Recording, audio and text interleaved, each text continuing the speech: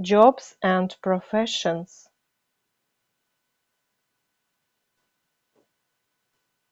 Find the job you love and you will never work a day in your life, said Confucius. If you are passionate about your work, you have more chances to succeed.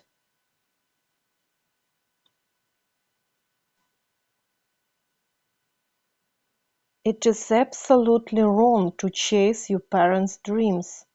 Always stand your ground.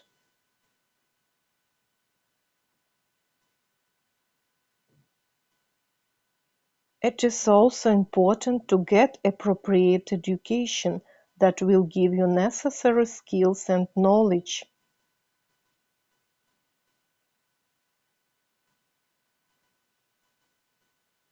Some people think that getting a good salary is more important than having the job you really want.